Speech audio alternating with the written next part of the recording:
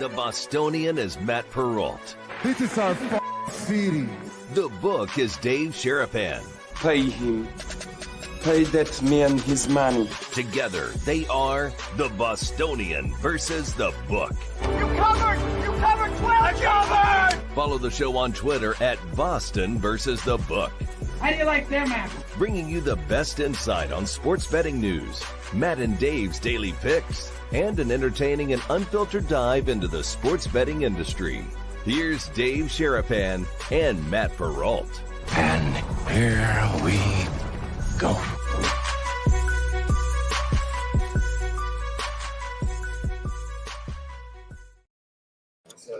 We are back again for another year, boys and girls. Welcome into a Thursday episode of the Bostonian versus the Book. My name is Matt Perrault, and we are live on our YouTube channel at Boston versus the Book, and the same on Twitter and X. Replayed on Sports Grid Television and Sirius XM channel 159, and we are off to the races at Circa Sports for the Ultimate Football Contest weekend because the man himself, out of the gate, we go high, we go hot. Derek Stevens joining us here. How are you, sir? Thank you for starting the show with us.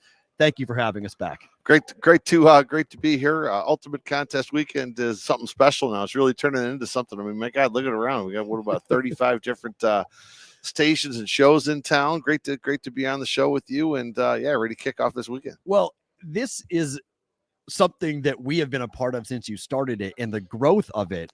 Where and why? What is this for you? Because this is incredible. We have stations from all over the country who are here. We have national, we have local. What is the benefit? What are you guys looking for out of this? Because this is incredible. Yeah. So when we talked about this a few years ago internally, we said, well, let's create a great weekend for contest sign up. Let's come up with some great events. So we thought, okay, well, let's have this opening cocktail party, which we're going to do tonight. Yeah. Let's see if we can bring in media, national media, local media, sports media. Let's see if we can make a great weekend that way.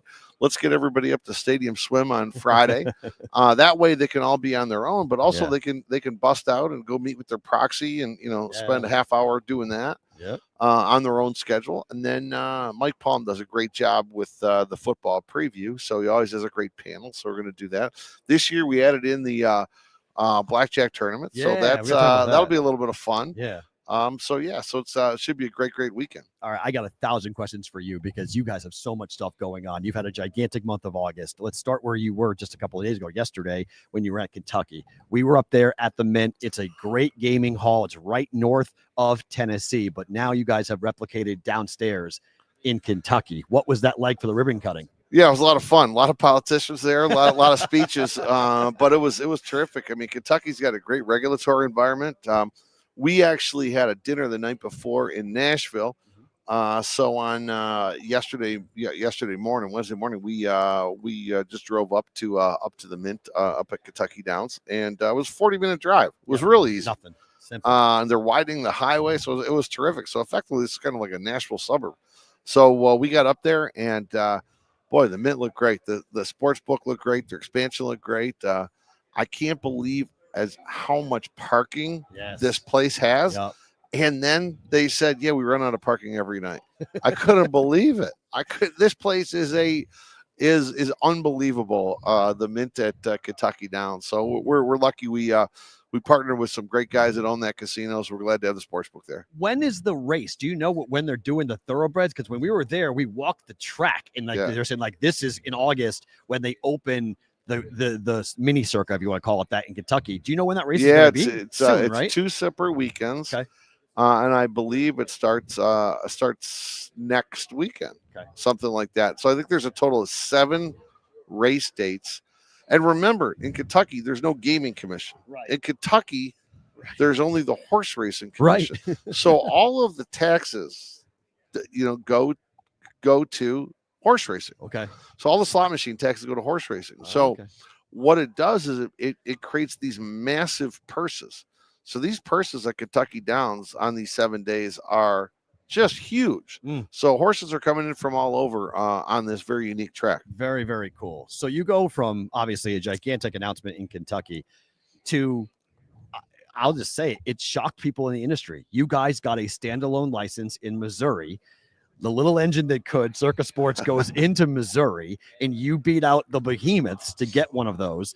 I was here on the morning that it happened, in the pep in the step of your people, there was a lot of excitement for this. How did it feel when you got the call?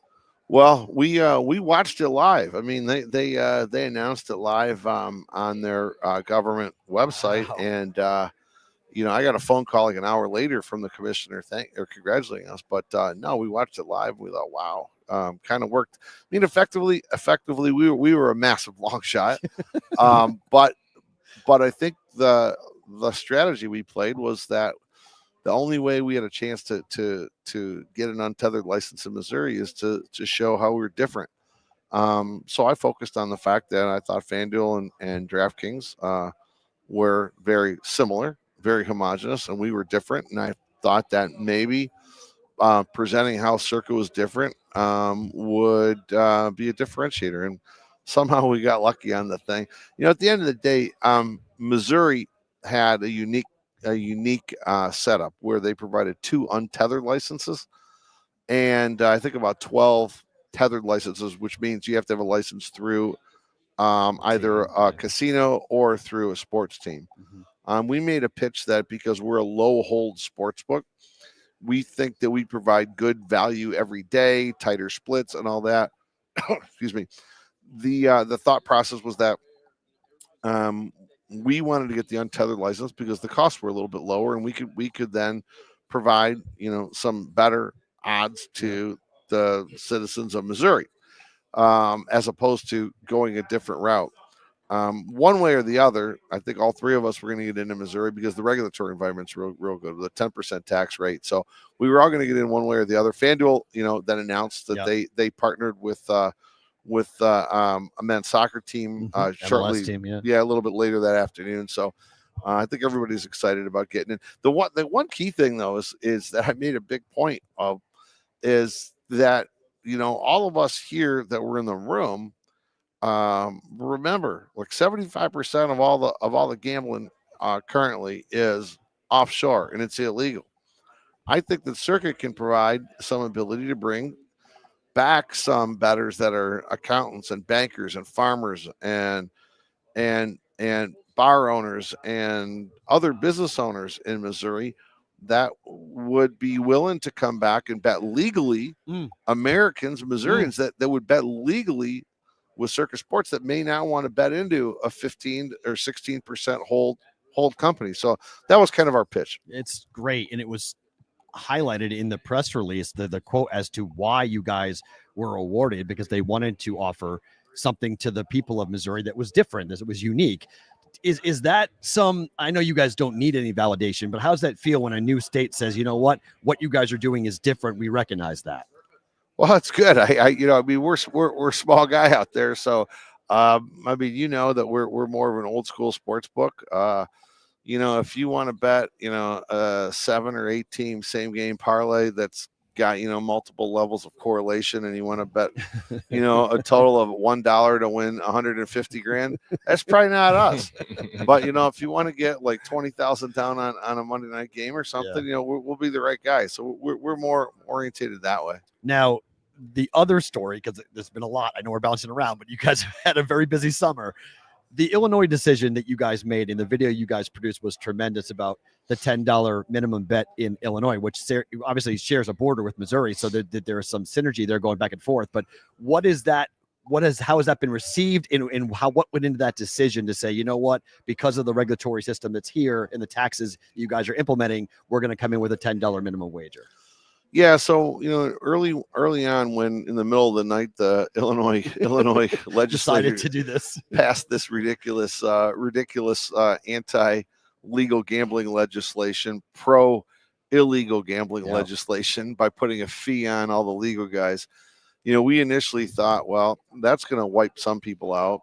That's going to really upset some customers, particularly the lower customers, because one of two things has to happen. Either the fee gets passed along to the customer, or minimums are going up. Those are the only two options. So we made the decision that we were going to hang tight and not announce early, because we felt that the other guys are going to have to announce earlier, and we wanted to understand the market a little bit better. When FanDuel and Fanatics said, okay, we're going to charge 50 cents, we're going to pass that along, we thought, okay, well, that sets things up. And then Fanatics came in shortly thereafter. Right. They have a lower threshold, but they're going to pass along 25-cent fee. Then we thought, okay, I think we're going to go take the other approach. We're not going to charge a fee, but that means though that we can't afford to take a $4 bet. Right. We have a 3%. We can't take a bet like that. We'll be upside down. So we bantered about what the right number was. We came to this dollar amount. I can't say we all fully agreed on it. There were ranges where it should have been higher, should have been lower, but we settled on $10. We'll see how that I understand why you guys did it. I think it's a $5 to $10. I mean, come on. I mean, I understand that people oftentimes bet $10 a day and they could be frustrated if they want to bet 2 bets of $5 instead of $10. But I mean, this is not a large amount of money we're talking about here. So I don't think I saw some people push back on it. I was like, guys, if we're betting $10, we're mad about this. You probably shouldn't be betting. I mean, there was a thought like, oh my goodness, if these other companies are going to put a 50-cent fee on and a betting $2. There was one train of thought, wouldn't you like to pick up some of these FanDuel and DraftKings customers? Okay. And then at the same point, I'm like, no, at $2. Yeah, right. How are we going to do that? We're down a quarter to begin with. Right. No, we don't. We have to protect ourselves, actually. Yeah. So it's the other way. Yeah, very interesting point there. All right, so let's get to the contest because you guys are steamrolling as always. 21,000. Let's start with Circa Millions because I've been talking about it on the show a lot about the fact that the multiple ways to win Survivor, and we'll get to obviously the documentary and everything else that's gone into the documentary, but Millions, oftentimes I feel like people don't talk nearly enough about Millions because of what it offers the player. You guys now offering $6 million for Millions, $1 million first place prize, but the multiple ways to win. That's the real differentiator, right? Yeah, I agree with you. I think Millions is a little bit underreported, actually. So it's a $6 million guarantee. $1.2 million of that is paid out in quarterly prizes. Yeah. We pay the top 100 the overall. Whoever wins the overall gets $1 million plus the coveted blue jacket. Yes. And the dinner. But here's the real big thing that I think people don't digest well enough, and everybody likes to talk about positive EV and things like this. There's no more positive EV contest than this one. It starts off with us not taking a rake. Yeah, huge. Then you should assess how many people will forget to put their picks in. Okay, so maybe let's just say we're now at a positive 3% EV, 4% EV. That's to start. But what people really miss out on the Millions, where the real positive EV comes from, is there are many people that throw the towel in by week 6 and week 7. 100%. So we still have a second quarter contest. We still have a third quarter. We still have a fourth quarter. The fourth quarter contest, 30% of the people may not participate. Yep. So you're talking about a 30% EV, a number in the fourth quarter. So I believe there's 126 ways to win type of thing. Yep. That it makes a lot of sense to say that this is the best EV contest in the history of handicapping contests. It's so fun. I mean, my girlfriend went 16-4 last year in the second quarter and missed out by one pick. 17-3 was in the money. 16-4 she wound up going. So like it just gives you such a month long. She was glued to everything and asking me all these questions, and she and I went together and did it. And I talked to her through a lot of the picks, and like it's so fun. I think if you get hot for that period of time, yes, it's great to get hot the whole year, right? But it's really hard to be hot the whole year. The target is that quarterly prize, and you get hot for 4 weeks, and you can get. It's not life-changing money, but it's a lot of money. Right. It's 6 figures. Right. You're not going to shake a stick at it. It's pretty fun. So that's what I tell people all the time is like, look, Survivor's awesome, and I get the idea of like one winner for 20-0, and you think it's easy, and it really isn't. But Millions, I feel like, isn't nearly as focused upon because I do think there's all those different ways to wind up winning, and 5 games against the spread. Your numbers don't move. The static number, I think, is such a big deal. Yeah, I that's the other thing. The Millions, you're guaranteed a lot of enjoyment for a whole season. The whole year, 18 weeks. Yeah. So it's not like Survivor like we saw last year. Yep. Which was pretty quick. Right. Pretty quick. Do we have this year? Is there a Bengals potential in week 1 for Survivor? Because obviously we're going to pass the 15 million. It's probably going to be 16, 17, 18 million dollars are going to be on the table for Survivor. Week 1, 35% get wiped out because my Patriots take care of the Bengals. Anybody in that week one? I don't know. You think about last year, last year in Circa Survivor, what I was amazed at, there were 31 teams selected. So you know that Half. you're going to eliminate a handful of entries. Yeah. Because there's 31 teams selected. I was a little surprised that some people would take a big underdog on week one. I kind of view this as in week one, it's like the first hole of the Masters. You could really go for it, but the best you can do is probably get 2 under. Yeah. You're not going to win. You don't win On the first You hole. don't win the Masters. But you can lose it. You absolutely could lose it. And that's kind of where I don't think, like, if you take the longest dog and you win on week one, it doesn't incrementally give you that much more of an advantage than if you would have taken Denver, right, or you would have taken Philadelphia on Thursday night. Yeah, you might have shot a team that you're never going to use again. I get that, but the probability of that team getting through week one, it doesn't make sense to me. So I was a little surprised that so many people go for these long shots on week one, because you can't win Circa Survivor on week one. Do you recommend reverse engineering the season for Circa Survivor, going basically the 20 weeks you have to pick to basically lay out what you think you'll wind up doing? Well, I think in Circa Survivor, you have to, in some ways. Now, I am not one to say go to the final week of the season. Okay. I don't think you look at the final week of the season. I think you let that go, because there's no way in August to figure out which teams that are in the playoffs are going to sit starters, which ones will not. So I think, and I think historically we've seen week 18 participants in Survivor. Last year was the first year ever that anyone got knocked down the last week, because usually the last week becomes very, very easy to hit. So I would not worry about that. But I do think in Circa Survivor, you need to know who is playing on Christmas and give yourself multiple options. And you need to know who's playing on Thanksgiving and protect yourself, because you don't protect yourself. We saw an individual last year in Circa Survivor that played in a way where got to Thanksgiving, but boxed themselves in and had no option other than a good underdog, which did not work out. So they boxed themselves in. Yep. So you have to be cognizant of your future hurdles. Yep. So I do think you have to look at some things. When you guys decided to go with the 100,000, did you think you'd be sitting here on the 21st of August with 19 entries? Because I thought you might struggle to get that all the way to the end, and then maybe some poker players would come in and look to the overlay and take the EV. Well, that's long gone. It's 1.9 million now. Yeah, no, answering your question, no, I did not think I'd be sitting here on contest week and say we already hit the guarantee. I was sweating out hitting the 15 entries a month ago for sure.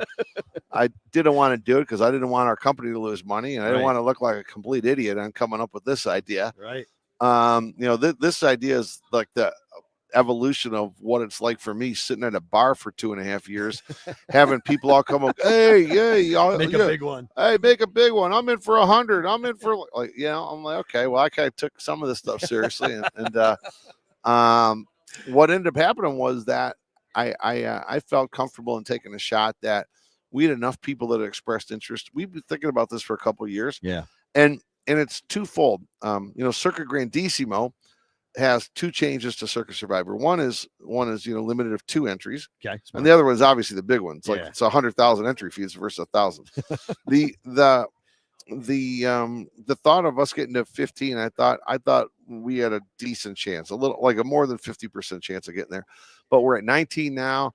I know we had a couple wires in already this morning for 100,000 a pop. So I think we're kind of pacing into the high 20s, maybe 30 something at this point. What I'm going to find very interesting is how the game theory and how the strategy changes. So I've talked to a few of the guys that are in it. Okay. And out of the 19 so far, 16 of them have done 1 entry.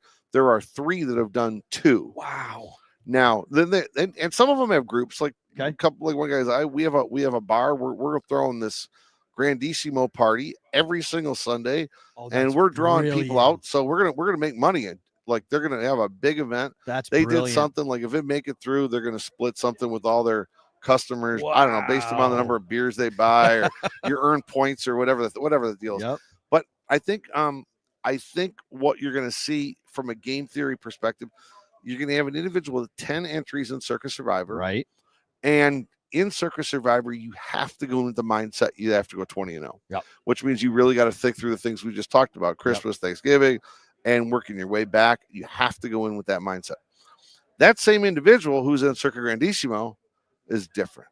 And this is where it gets very, very interesting to me. I don't think in Circa Grandissimo you care about who's playing on Christmas. I don't think you care about even Thanksgiving necessarily, because if you get there, you worry about it then. Effectively, if this was last season, it might not have made it out of September. Oh my God. That's true. So I'm expecting this thing to get paid out in October. Okay. So wow. I think in that sense, it makes you want to go with some of the favorites more. I think it's a bit more straightforward. It's a little bit more of a bull rush strategy. Okay. Than using the Merlin reversal and working your way back. So I think this individual is going to have 10 selections. You could have somebody have 10 selections and take one team and push all 10 in, and yet that person's at Grandissimo may take someone else, which is very interesting. I agree with you. That I mean, now you can have 12 entries essentially. You can have 2 in the 100,000 and then 10 in the Circa Survivor, and you could essentially play off. If you're going deep, you can play off of each other and just go ahead and make sure that you're guaranteeing yourself some profit on that. So you're right. That's going to be very interesting to see how that wind up's going. Where do we wind up with Survivor from a number perspective? What's the total? Oh, I don't know. I mean, now that the docuseries is out on YouTube. Yep. As soon as that docuseries comes out, everybody's excitement goes through the roof. Obviously, we're getting closer to football season. I just wanted to get to 15. I feel pretty comfortable we're going over that. I think we'll see. Could we hit 17? I think so. I mean, I think 19 is possible. I mean, but if you're going to hit, last year was 14.2. I'll do some math here. If we do 17 in Circa Survivor, 6 million in Circa Millions, that gets us to 23, and 2 million in Grandissimo, that's 25 million. But I think in total, I agree. I think we might be 27, 28 million in total overall. Now the ad goes, Derek, what's the guarantee? I mean, do you ever imagine, like, is there ever a stopping point? Is there ever a number that scares you to the point you'd be like, nope, we're not going over this? Well, I don't know. We never thought about that. We keep pushing it. I mean, we have a lot of fun doing these commercials. Mike Palm and I and others. So far we've loved pushing it. We love what it's doing. I'm going to go talk about business here for a second. Yeah. I'm getting a lot of interview requests about how's tourism, how's the economics of Vegas. This Vegas is dead narrative that's out there, and I'm like, what are you talking about? Maybe tourism's down in some tourism related cities like San Francisco or Hawaii or Miami. Maybe it's down a little bit because flight prices are high, whatnot. Right. But in Vegas, this deal that Vegas is dead, that's ridiculous. We're always quiet in July. It's typical. And I think that companies that have invested in their properties and companies that have events going on are not dead. I mean, we're going to be packed this weekend for this football contest. So this was something it's kind of our thing and keeps us busy. And we're very sports orientated that, sports fans, they're not deciding, I'm not going to go. All the people in Chicago, I'm not going to go to the Raiders Bears game this year. No, they've had the Raiders Bears game circled since the day of the schedule release. I mean, that's not impacted by a recession. So I think the economics of Vegas are very good. They've been good for us, and I felt that way for a long time. So I'd say that's my overall mindset. So no, I've never really thought about we hit a number like holding back. No, I like pushing it. This is great. Well, look, I know they're giving me the wrap sign, so you got to go. But thank you for having us here once again. We appreciate the relationship. I'm so psyched you guys opened in Kentucky. I think it's absolutely gorgeous what we've seen. Can't wait to go up there and check it out. And then what's next? What's the next iteration? You guys are building and building and building. Well, we got a lot on our plate. You know, we're gonna have our new tech coming out in Iowa in September. We got our new tech coming out in November in Colorado. We're going to launch with our new tech in Missouri. We're going to keep pushing it and as best we can. So you guys are crushing it. Thank you so much for the relationship. Thank you for having us so much. Congrats on this. This is an awesome opportunity for us to get here and talk all about what's going on here at Circa. Thank you. And we are all Sherapan strong. Hell yeah. Thank you very much for that. That is the one and only Derek Stevens joining us here on the Bostonian versus the Book. All here at Circa, everyone here for Circa Contest weekend. We are so excited to get into all of this coming up here. And yes, the hat, we can show you here, the Sherapan Strong hats. I know all you guys have been asking about this hat. So I made these hats yesterday. We went in there. Eric is wearing one as well on this. We'll go ahead. There's the Steelers model of what this. Up? In case you just know, that's one Mr. E. The winner's model. So if you guys, the winner's model. So if you guys are curious about the colors, this is the color for oral cancer. So this is the oral cancer. Shrew, you want to sit down and talk? You want to come talk? You want to come talk? Come on, talk. Shrew's here. We got brigade members here. So we can go ahead and hop on in here. But this is the Sherapan Strong hat that I had made yesterday, and Eric's got the Steelers version of it as well. So we're here. The one and only Shrew. Look at this. He's in town. He has his BvB hat. Yeah, I'll do it for you. Here we go. Oh, my bad. You're all good, man. There we go. We got you. All right. How are you? Hold on. I got to turn your mic on. How are you? Fabulous. What's going on? Not much. Just came into town for a couple days to sign up for the Westgate College contest. There we go. What is so in terms of the football season for you? Why contests? Like what excites you about the football contests? Well, the money, of course. At least you're honest. At least you're honest. No, but you have a sweat all year. You know, Right. it's nice every week. You know. Yeah. It's new excitement every week.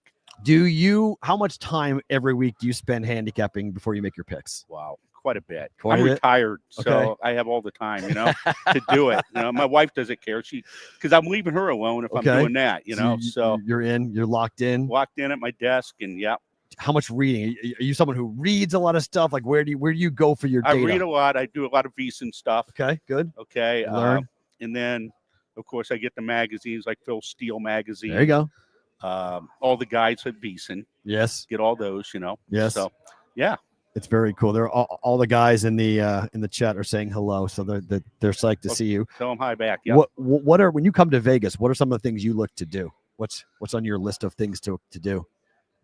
Went to Barry's for dinner last night. Oh, good for you. Yes, because had the $400 deal at here. Yep.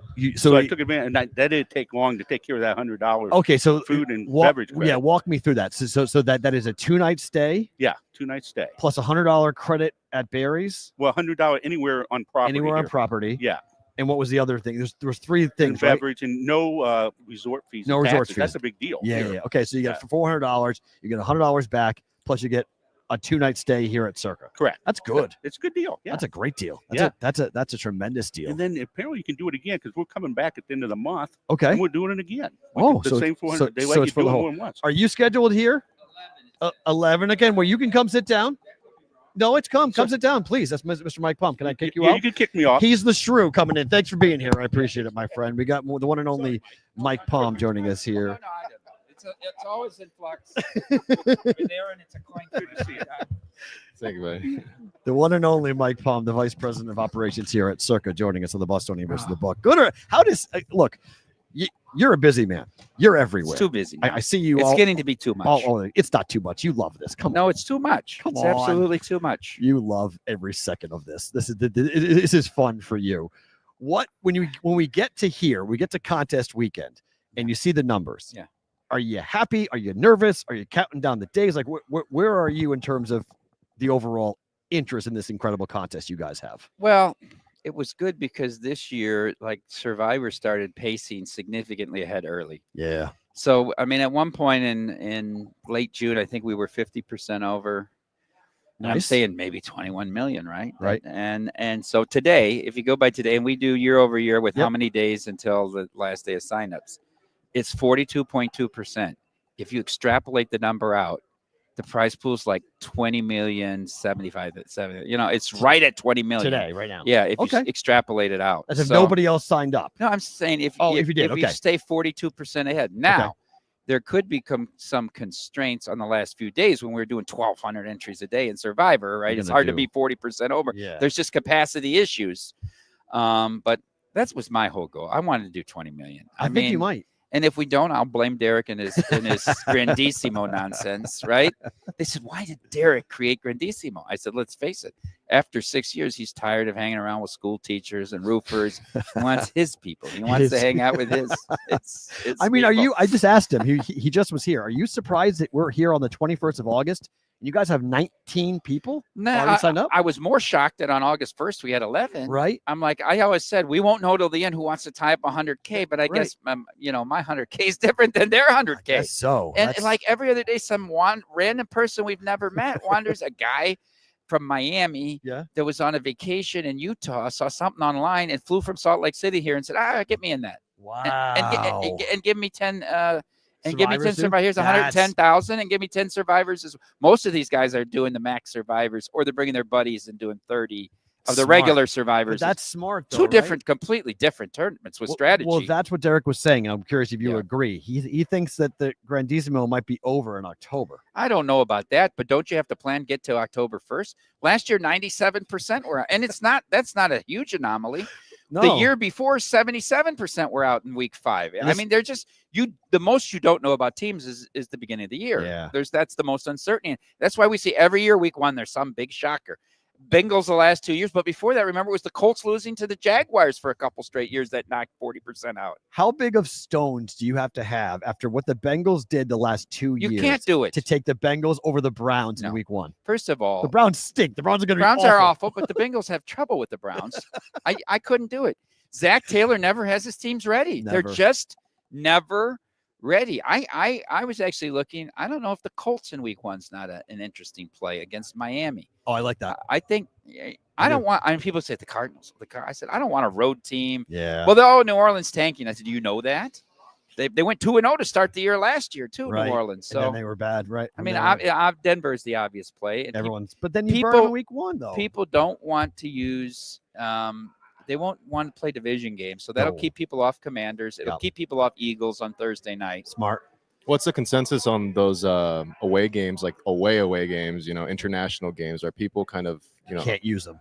You just can't. I Right? don't. It's Survivor. too volatile? You unless you have to use them. I don't think you can touch an international game. First can of all, you? they're awful football. They've overdone this. It's Agreed. freaking ridiculous. It is. It's overkill. I mean, we're punishing the people in Germany with these games that we send them. I mean, they're just so Here, guys, bad. Jags, Panthers, have at it. Right? I mean, it's just it's fair. And the travel screws everything up. I think you have to stay away from those games. Yeah, I would agree on that wholeheartedly. With millions, we were just talking to Derek a little bit about how people miss out on, one, it's the entire season, but second, the multiple ways to win. I know Survivor is incredible, and I get the money, and I get the one pick a week. But do we kind of sleep on Circa Million on the entertainment value and the multiple ways you can go to win?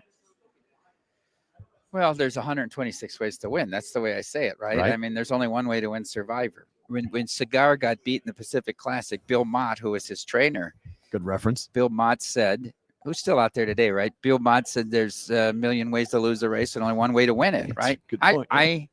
So if we didn't have the quarters, yeah, and now Westgate, of course, adopted the quarters as well. But if we Right. didn't have the quarters, it wouldn't have that kind of success because Fair. the general mentality is you're going up against a lot of pros or semi-pro players.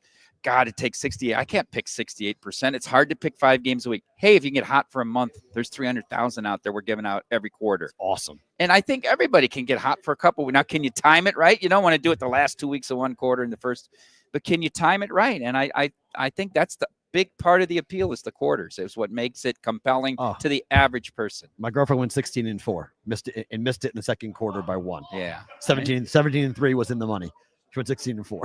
But it was a hell of a lot of It fun the was last so 2 weeks, fun. right? Oh, it was Right? so fun. Right? I helped her obviously, and we were watching it together. Yeah. We were going through all the picks and the Yeah. plays and looking at the games. And it was worth the $1,000. I told her that was worth the entry fee right then and there. It was a 4-week unbelievable sweat of watching games and watching numbers and following and getting on the app and seeing where you rank and where we go. And I think, as I tell people, like, look, these contests are such a cool thing to do with somebody else. It's awesome to do it by yourself, but if you have a buddy or buddies together, it's so fun to do these things together because it gives you a full season of a sweat. Plus, you're on the phone with that person every week going like, okay, what are we doing? How are we taking it? Well, I'm going to give you a little bit of my thought on that. Okay.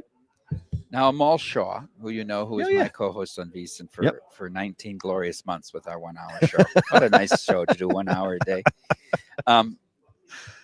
We'll never do Survivor with a partner again because he made 2 deep runs and they went out on the. Oh, Survivor's different. I on think the partner stakes. it's partner on Survivor could be hard because you Now- fight. Now, let me give you the other side of the millions. Although I think you need more minds. It's hard to come up with 5 games. Yeah. Wes Reynolds and Jeff Parles were partners for 2 years. Okay. They would have a phone call at noon on Thursday to figure out their picks. Fair. The phone call wouldn't be done by the time the game was kicking Thursday night. I mean, believe it. They're spending 5 hours on this. I think you have to put a time limit. It should be. It's like in the. Sherapen and I did it for we did it was basically we said 1 hour. We said a 1 hour conversation, and after 1 hour, if we weren't able to come up with 5 games that we just weren't going to be able to consensusly, like you pick 3, I pick 2, and we move on. Like You after have an hour, like just move on. It's like when they first started. Do you remember when they first started the reef play in the NFL?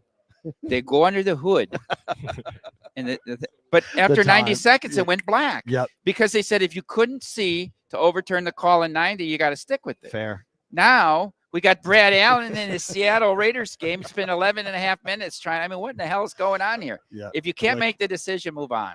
Where are you on the Raiders this year? Are you high? You low? What do you think about I'm them? high on the Broncos. Okay. I mean, the Chiefs are still. I mean, as much as we say it, right? I think it's tough. I love that Pete Carroll's here. I think it gives a new interest. Very underrated hire of Chip Kelly. Yes. Everybody talking about Jim Knowles leaving Ohio State. How about Chip Kelly? Yes. Leaving Ohio State. When you talk about the coordinator issue, new quarterback too. For I Ohio think State. they're going to be more fun to watch. I think they've improved their defense. I hope they can be, hanging in there for a playoff spot that creates some interest. Pete Carroll says I'm 74. It's not a 3-year plan. Every year 3, he wins the title. He wins the Super Bowl. He wins it. I'm trying to win now. So I think it's 2 good hires, and it'll make it a lot more interesting to watch. If they can get there this year, I don't know yet. I mean, everybody in the division's on the rise. You got all Hall of Fame coaches in the divisions. It's really a tough spot. Got the Brady effect coming into. I'm sick to my stomach every time I see him in Patriot gear. I mean, in Raider gear. I'm like, what are you doing? You should be in Patriot gear. But is there a bet you like? Is there a bet that's caught your eye here in the preseason that you like for the season coming up? Oh, I don't know about the preseason. No. I mean, in the regular season. Yeah, I was high on the Vikings. Okay. I think KOC's good.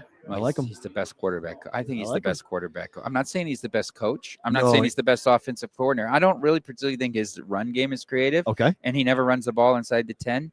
I think he's really good with quarterbacks. So you like JJ? I really do, and they got very good receivers. Yep. Floor and their spine of their defense and their offense got good. I have people that are close with him that talk to me every week about what he thinks of the team.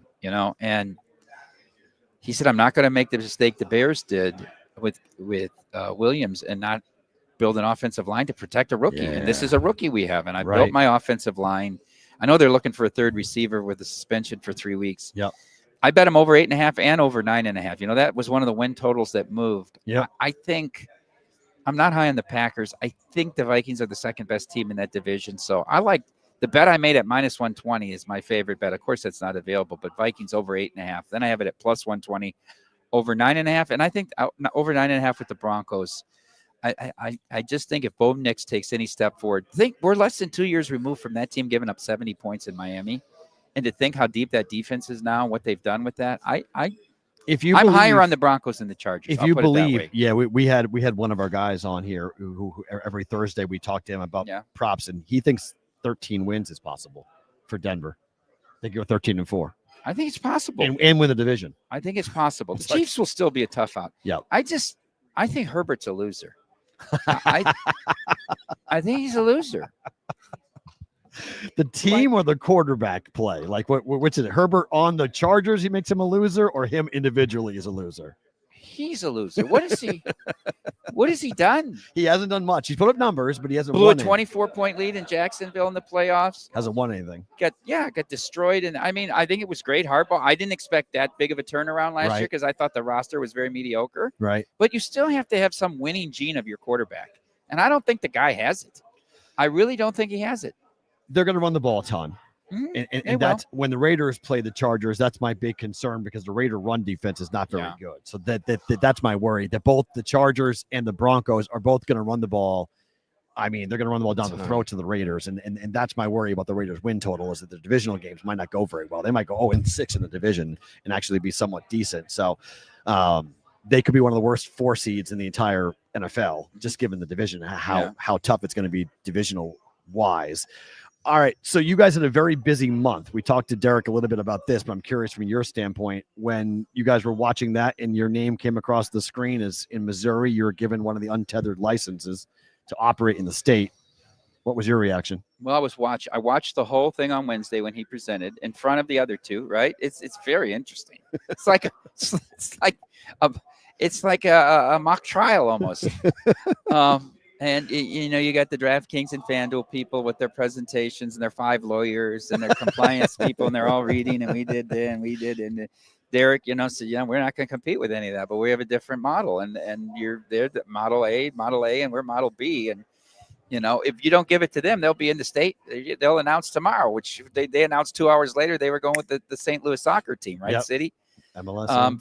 But I still said it was a 40-1 long shot because on a quick reading, if FanDuel goes up and says, we're going to estimate $400 million in revenue, it's a 10% state, we're going to hand the state of Missouri $40 million in taxes. What are we going to get, $400,000? Right.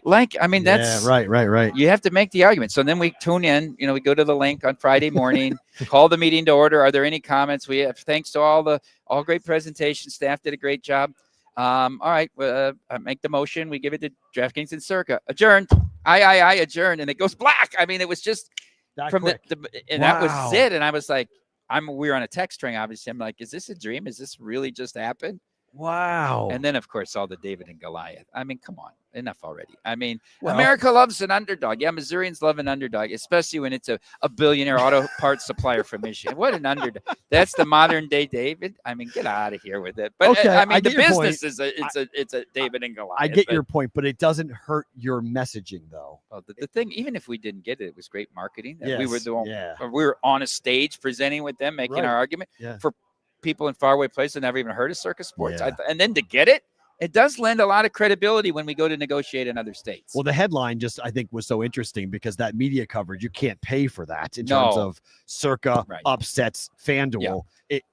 It just, as a business, when you see that, that's amazing just to get that, because that now, if someone who is, 21, 25, new gambler in the state was like, well, what's Circa? Yep. And they go and check you guys out because now you guys know that you're untethered and you're there. Would it had changed the way you operate in the state dramatically differently? I know the cost was different, but in terms of the way you guys operated in Missouri, wouldn't it have been any different? Probably not. And I mean, there's a chance we weren't there if we couldn't have made a deal. I know the Blues really wanted. The Blues have been talking to us for a long, and we may still do some advertising with Golden Knights, Blackhawks, Blues. It would make sense. Well, I mean, can we get the Predators? We're in. Oh yeah. I said, Derek, let's get the Blues. Okay. The Predators. Okay. We've got the Blackhawks. Whole division. We were set with the Stars if they would have passed it in Texas. I said we could rebrand the NHL Central, the NHL Circa. We'd have 4 teams in the Central Division that we would give yourself a good chance of hitting that Stanley Cup. Right? To be there again. Ottinger will never win it. The fake ace Ottinger. Forget about the Stars. You're down on. I love Dallas. I keep on betting them. I keep on losing. Yeah. I keep on losing. You're torturing yourself every year.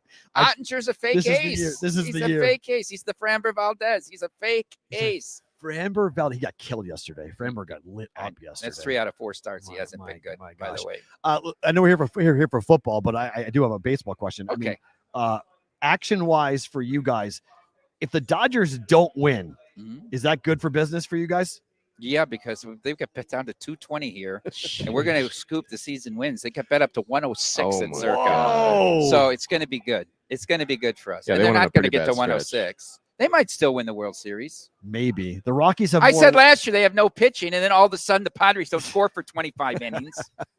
I mean, that was ridiculous. Maybe I'll get my teeth kicked in again by them. I mean, Snell will be miraculously healthy. Shoei can go 7. Who knows? Since the All-Star break, the Rockies have more wins than the Dodgers do.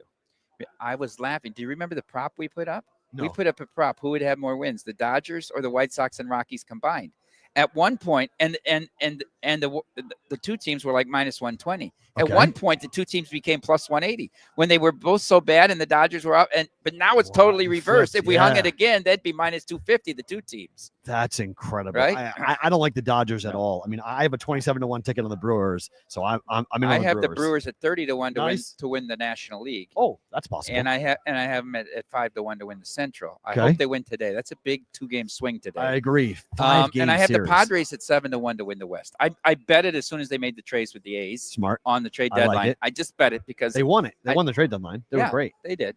But they give their future away every year to make that one push, which is going to be good when the A's eventually get to Vegas. They got to if they ever would sign a guy to a second contract, it could be an interesting team when they get here. Nick Kurtz may be the guy that they do that with, and actually, I should actually give him some money. All right, on the way out, if I'm someone who's watching at home and thinking about coming out here to be a part of this event, what do they need to know about Million and Survivor that they don't know yet that would help them make their decision? I think if you're looking for an investment for the whole 5 months, and and think about that. I mean, as Private Plane Wayne, Derek's friend, said in this documentary, you're going to spend that much on coffee over the next 5 months, right? True. In a lot of ways, yeah. I would say do the Millions. For me, experientially, you might be out early, but the high of a deep run and Survivor, nothing can top that. Well, look at the quest for 14.2 million, the documentary that you guys have out now with 10 episodes. If you need any more, push for Survivor, that thing does the trick, does it not? It's the contest is amazing. And when you get knocked out, you just want to get in next year and buy more entries. That's the beauty of it. 10 is the maximum. Yeah. He is Mike Palm. Thank you for coming by, my friend. Great to see you. Thank you for being here. Thanks, We Matt. appreciate you being here. Prayers for Dave. Thank you. Prayers. Absolutely. Thank you for that. That is Mike Palm, the VP of Operations of Circa Sports here on the Bostonian versus the Book. Great to get him on the program here live from the Ultimate Football Contest weekend as we continue going on here. I got to do something real quick. Go ahead. Just got to fix an overlay, but we going to get that going. E's going to be fixing things here in a second for us as we continue. So there's Eric. There we go on that. How about these overlays, guys? How about this? This is like, there we go. Look at that. This is cool, dude. Very cool. I didn't give you a headset though, right? So we need free riding it, but we'll be all right. We got to fix that. We'll fix that for tomorrow. So you let me know so you can hear with everything. This is our third live event, because we did 2 Circa swim days. I think I did 2 days when you guys were upstairs. At the first time we're ever here. Yeah, but I wasn't producing that day. I was just social media that day because I was with you with props. With props. Yeah. Oh, that's interesting. And then we had like another live event elsewhere. So we've been around. Yeah, we've kicked around, and so I know you guys are all asking about the helmet. So I mean, about the hats. So like I'll take care of that at some point. Yeah, Matt versus the water bottle. I knocked that over in the middle of the interview. Yeah, I got it. Yeah, here. There we go. I did that. I went, wee, and I hit it, and I was like, please tell me that thing's not open, because it would have gone everywhere. So that would have stunk. But we are here for another hour. So you're just joining us. You might be like, wow, you guys are rolling. Yeah, we came on a little early. Came on at 10:40 Pacific time. We're going to take this up to about 12:15, somewhere in that range as we go into it. And yes, those Circa swim days were pretty memorable. I'll agree with that. Yeah. That was really fun. Pretty memorable indeed. Yeah, I mean, it's funny. The one thing we didn't talk about, and maybe I can get someone else to talk about this, is the blackjack shootout tournament that's happening on Friday. If you have 3 entries into the Circa Survivor and Circa Millions, you're into this blackjack shootout tournament that is pretty cool. So the schedule is, obviously we're here today live Thursday and Friday. We're back tomorrow at 1:30 Eastern time, 10:30 Pacific time, with Jeffrey Benson's going to start the show off for us. There's a cocktail hour tonight from 6:30 to 9 with a meet and greet at Bar Canada. Looking forward to getting over and seeing that. Stadium swim tomorrow morning with an open bar at 10 o'clock. I don't know if I'm going to be pounding drinks before the show, but who knows? I might be. Maybe I am. We go and doing that. And then the blackjack tournament Friday night. And then there's the Legacy Mixer on Friday night. And then there's the Circa Football Preview hosted by Mike Palm, which is going to be Drew Disick, Mike Pritchard, and Sam Monson are going to be all here breaking down everything with football as what's going on. So Dude, how about that, man? I mean, that's something that I really wanted to ask Derek is sort of like, he's created this place, and he's put it in a part of town where it's essentially like, I've known downtown Las Vegas as being like a locals place, but he's bringing, people from all across the nation to downtown Las Vegas. It's a great point. It really, because you're a local. So you can talk about that, about the idea that, people who don't normally come to Vegas to go downtown are now coming to Vegas to go downtown. Yeah. And so you're bringing people in, and it gives just a boost that the whole environment needs, that downtown needs. And there's going to be, I think, a lot of development done down here because Circa came in and brought people here. So you have more and more people around. And so we look to hopefully with these new, I mean, you've seen the transition more than anybody just because you're a local, but you look at what they're building soon in Chinatown. You look at what they're going to be building in the Arts District. Like there are so many that luxury high rise that they're going to build in downtown. It's going to be open in a couple of years. Is all revitalization down here and making it big. And Derek said about the idea of like Vegas being dead. And I know on social media that's a big trend and people are jumping on it. And I say to people like, okay, well, if Vegas is dead, that means you should come here because that means you have less lines, cheaper things at the properties to go ahead, and not the overwhelming crush of society. Vegas is dead. Count me in, right? Bro. If Vegas is I'm dead, down. that's awesome because you can get around and might get still here. be a little pricey, but Well, I think we're learning. Yes, it's pricey, but I think we're learning, and I think that there's going to be hopefully in the next 2 months to 3 months some announcements being made about properties changing some things. We've already seen Resorts World get rid of their parking and their resort fees. We saw Sahara across the street follow suit in getting rid of that. So the hope is that this, the pay for parking thing pisses off locals.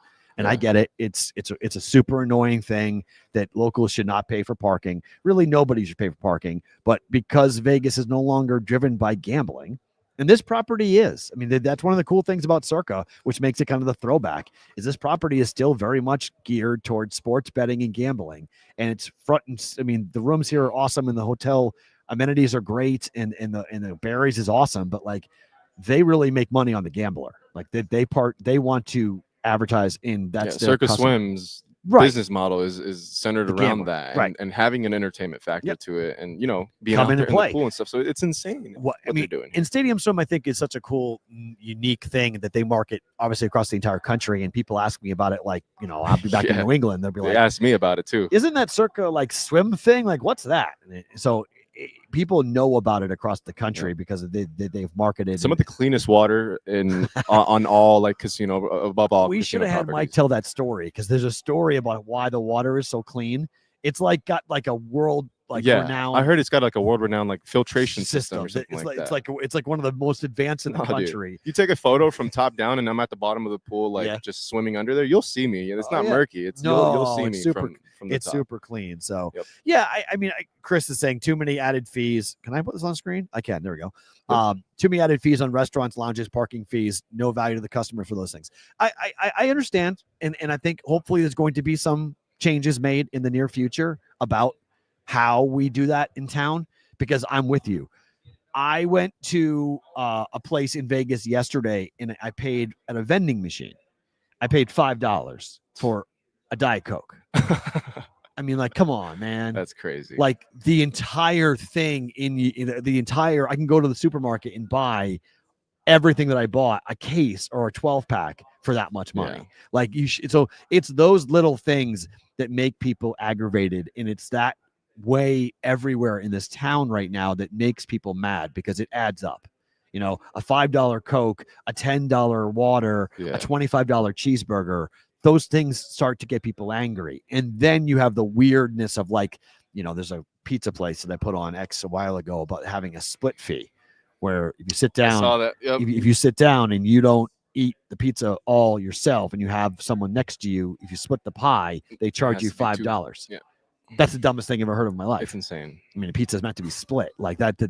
Those are the things where you look at them and go, it's $5. Gotta go to just Little Caesars at that point, bro. Right? Like, what are you doing, man? Like that makes people very, very angry. Yeah, as Ish says, going to start paying extra for napkins at restaurants. Well, the problem with that Ish is that's a joke, but it's not for MGM's room service.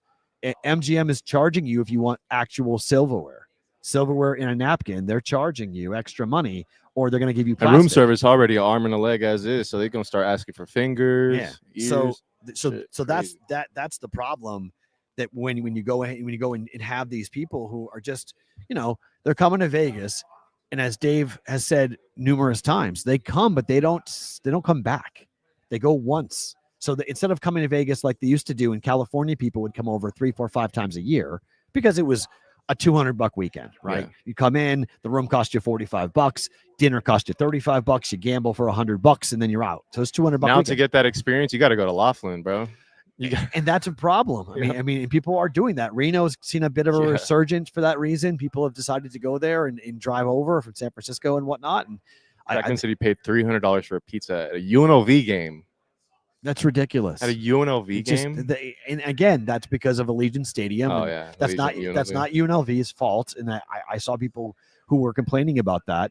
And UNLV said, "Look, this is not us. This is the people who run the stadium. This is their pricing. We rent the stadium essentially to play our games there." And look, Dan Mullins has got a team. I mean, I'm excited to go to UNLV games this year. I think there's a lot of excitement for the program. Vontae's Burfict is a defensive assistant coordinator. I don't know. I don't know why. I was just looking at the UNLV coach tree, right? And Vontae's Burfict is a defensive assistant. So I'm like, growing up as a Steelers fan, I hated Vontae's Burfict, but shout out. I mean, UNLV is building something pretty interesting, and I don't know. After last year's whole debacle with the quarterback situation and everything that went down, and despite all that, we still had a pretty decent team out there that we threw out there every single day. All right, a couple things that have happened in the sports world while we were talking to Mike Palm and to Derek Stevens. First, the Patriots have made the announcement that Jalen Polk is going to miss the entire season due to a shoulder injury. It'll require surgery. He was in jeopardy of not making the team.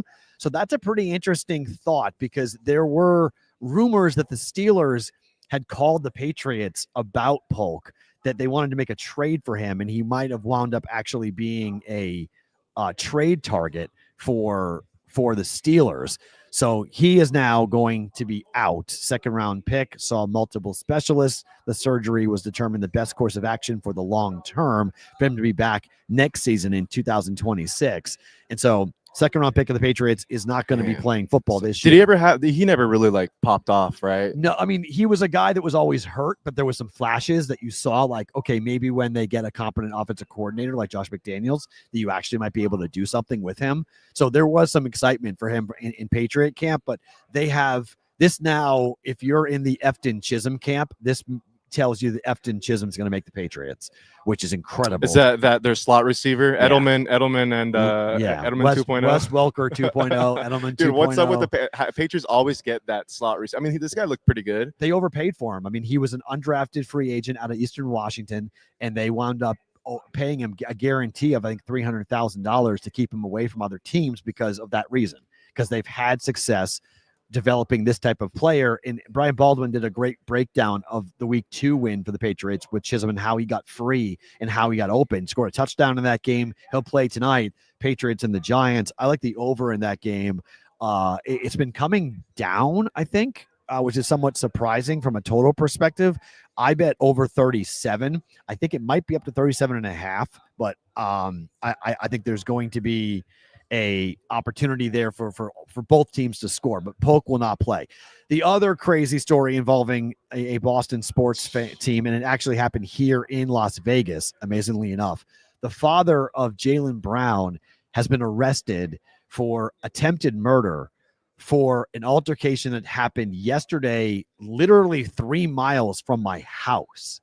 Now, I don't know if Jaylen Brown is close to his father or not. I don't know if there is, sometimes people are estranged from their parents, but clearly this is a huge deal right now from a basketball standpoint. If Jaylen Brown's dad, if he's close to his father, what that is going to wind up being. So it was over a parking spot according to TMZ Sports, during he stabbed a youth football coach during a dispute over a parking spot.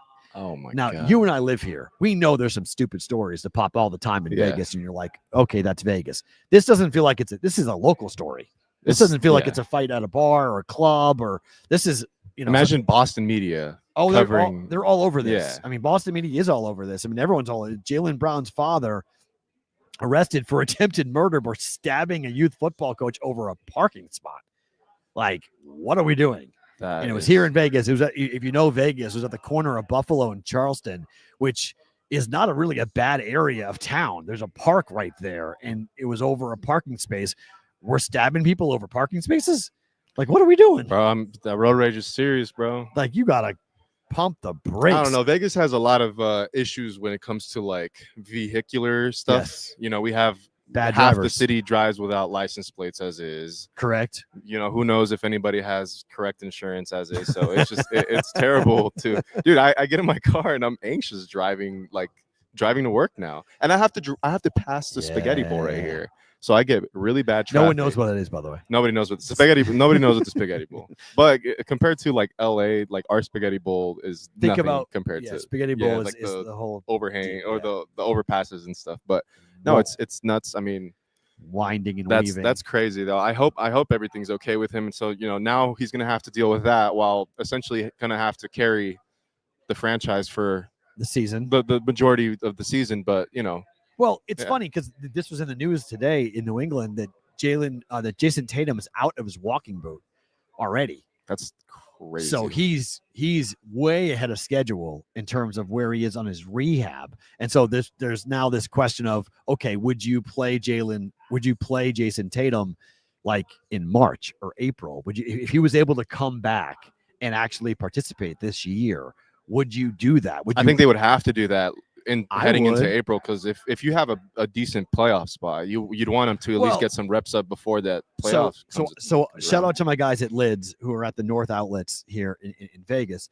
So I'm sitting getting the hats made, right? So there's a kid named Sosa shout out to Sosa. So he wanted to give his best to Dave too, and he's a Nick guy. So like we're sitting around and they're making the hats, and I was there for probably like 2.5 hours. So like we were just getting the hats made and finding different colors and whatnot. So like we got to know each other pretty well. He is adamant that the Knicks are winning the Eastern Conference this year, and his point was, well, give me somebody else who is going to win the East, because you have the Knicks, and I'm like, well, you just fired your coach, so I can't trust the Knicks. So can't trust them. The Cavaliers aren't going to have their full complement because Garland's going to be out for the first couple of months. Magic? I think the Magic, I think the Atlanta Hawks are definitely in the conversation. I think those two teams are getting no love, and they should get a ton of love here. I mean, Milwaukee has a chance to trade Giannis and change the entire season. If they determined to trade Giannis in either preseason or in the off season right now, or even up to the trade deadline, I mean, that would be incredible to see if that would happen. So I'm really curious to see how that all unfolds and what goes down with everything for the Celtics, because I think people are sleeping on them just a little bit. Spencer, you want to come on? Come on. Okay. Spencer Limbach. We'll do one at a time and keep it, because then Eric can jump in here. We can actually do both. Oh, we can. We should be able to do both. How are we doing both? 1 second. Wow. What's up? You're here in the flesh? You have to come on. Okay. Yeah, because all the changes and stuff. I'm working for this hockey guy, and he wanted me to do some football. So he said, I'll fly you to Vegas for this stuff. I'm like, sold. Oh my. Yeah, where's your man? Is he okay?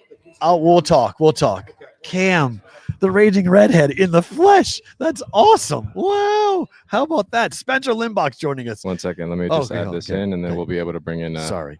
There's all people running around. This is so fun. I love events like this because you get to see people you haven't seen for so long. I never met Spencer actually in the flesh. Hold on. Wait, there we go. There we go. Hi. We had a show together for a second for sure. Oh, we're doing that with multiple. Look at that. So introduce your co-host, because I never met him. Hi. Yeah. Hi. This is Jason Lisk. Hi, Jason. Lead analyst at Pool Genius. Why do I know? I've read your stuff for a while. I know your byline. I know your byline for sure. Well, good. Yeah. Pool Genius. I used to write for the Big Lead once upon a time. Okay. 10 years ago. I know your name. I know I've read your stuff before. Well, guys, welcome to Vegas. Tell us a bit about what you guys have cooking, because you've moved on. I moved on. We're at props together for I felt like a second. But what's up now? Yeah, so at teamrankings.com now, and we have a brand called Pool Genius that helps you win more sports pools like March Madness, NFL Survivor, which is why we're here today. Pick'em pools, everything like that. Jason can go into more detail about how we do it. If I actually had $1 for every minute I've spent on teamrankings.com in my professional broadcasting, sports gambling, and sports media career, I think I'd be a billionaire. Yeah. You guys provide incredible data. You guys provide incredible information. And for the most part, it's free. So you guys really do a phenomenal job. But what is the Pool Genius is the pay side of things, correct? Yeah. So because of that, team rankings we have all the stats. You can look up in NFL, college football, basketball, NBA. As a trend guy, it's such a trend. It's so good with trends. We have all that stuff. So just to better differentiate the brand, because we've always had pool stuff, Survivor products where you can subscribe, get tools. We just kind of separated that out into Pool Genius so we could brand it more, understand that this is the paid product. But yeah, we have tools for Survivor Pool. We have golf one and dones. We just finished that up. I'm tour championship this week. So nice. We've had that, and that's wrapping as we get into football season. We also do a lot of stuff with March Madness bracket contests, bracket survivors, which are fun, and then it's all sorts of stuff. What does the tool look like for Survivor pools? Like, how does that how does that help you when it comes to picking a team? Yeah, we have several tools. So we have what we call our customized picks or pool picks. You can set up your pool. You come in and you tell us, I'm in a pool with 100 people. Okay. My entry fee was X. And you get to designate your rules. It uses strikes. It uses buybacks. Oh, wow. It has multi-pick weeks, and you get to tell us what weeks you have multi-pick weeks. So we're actually like digging in. And then we have on top of that, so you set your pool up, you tell us all this stuff. We'll give you pick advice and grades for that pool. You can get that for 30 entries. So we have a lot of people that play in a lot of Survivor pools. Okay. And I play in a lot. So I can set up and get like a portfolio approach, and it'll tell me use 10 on this team, 7 on this team. Oh, my. And it spreads it across based on the pool rules, what makes sense for that pool. Because you want to make different picks to win a contest like Circa, where you're competing against 10,000 people. You want to, take different stands than you would against 10 buddies, right? You want it to play that differently. So we'll give you that advice. And then we have tools like Season Planner. You can actually sort each week and see what we project win odds are and optimize, and see kind of like how we optimize the pass of how you might want to play it out. Yeah, and I think the coolest thing about that is we have public pick data that we actually get from these hosting sites. Okay. And we aggregate that and we give our best projection on who the public is going to pick that week. So, for example, week 1, tell me. We believe the Denver Broncos are going to be the highest pick. And that should be no surprise. It's going to be. But we're actually should scare the crap out of everybody that the Broncos are picked number 1 because the consensus has been so brutal the last 2 years. Yeah, and the Eagles are actually right behind them, which that's kind of interesting for divisional that Thursday night game. But they have a ton of future value too, especially if you're in a contest like Circa, right? And they play on Thanksgiving Friday. Yeah, so you might want to reserve them, which I think they're going to have a lower ownership rate in Circa. So I can set it up where it says, okay, it's 20 weeks, but I have to pick during Thanksgiving and Christmas. Like you can tell it that, and it'll come up and give you that. We're working on the details, but you can't tell it I need two picks in that week. Yeah. Okay, so it's and we are actually trying to work on it to get it set up. So I don't want to promise something before the season. But that's pretty cool. We are trying to work on the Circa specific stuff. Yeah, I like minimum. I'll be writing articles and giving advice on that, and we also have the product set up to give you 2 picks that week. Yeah, I love the idea that you guys can tell what the public is going to pick, because I think staying away from that pick, no matter how much you love it, you have to stay away from that pick. I asked this question earlier to somebody, I'll ask you guys, how big of stones do you have to take the Bengals over the Browns in week 1, given what the Bengals have done the last 2 years? I don't think that matters. I don't think that anything, last season they were the letdown of the year in week 1. Broke so many hearts. My Patriots. If you watch back the Circa Survivor, I'm sure so many people had PTSD watching that back. I mean, whether you were in that contest or you just had like a home league where you picked them as your Survivor pick, but they're going to be low popularity because of that. Correct. And they're 5.5 point favorite on the road. They're a 5.5 point favorite for a reason. Browns suck. And you remember last year they had all sorts of problems last year. Jamar Chase held out. Yep. It was just sort of a weird preseason for them.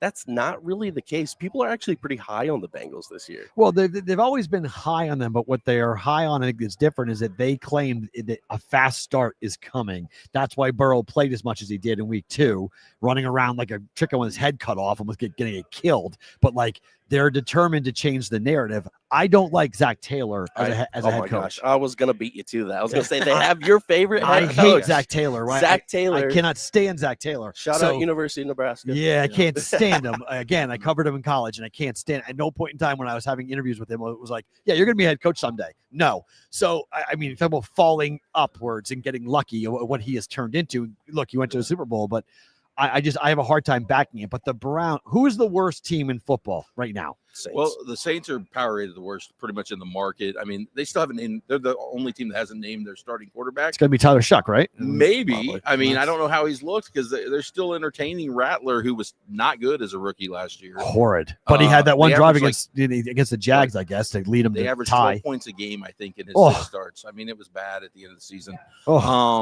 So the Saints are viewed that way, and that's why Arizona's actually in play in Survivor in week 1, because they're playing the Saints. But all these games in week 1 are like, who knows, right? We're scared of the Bengals. I'm scared of every pick in week 1.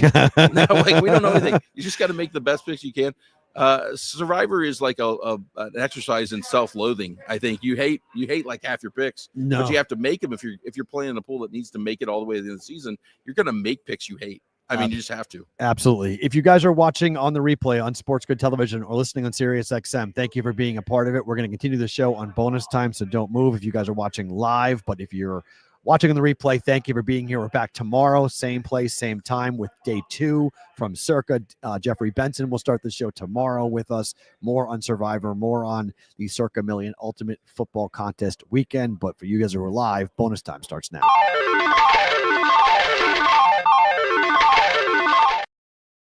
Okay, continuing on. Sorry. I think on the other end, if the Saints are the worst, power rated wise, who is the best in your guys' opinion at the moment heading into the year? Yeah, I just worked on our power ratings and we released them last week. We got Buffalo and Baltimore pretty much tied in power ratings. Yep. Buffalo has the much easier schedule, so that's why their win total's higher. Okay.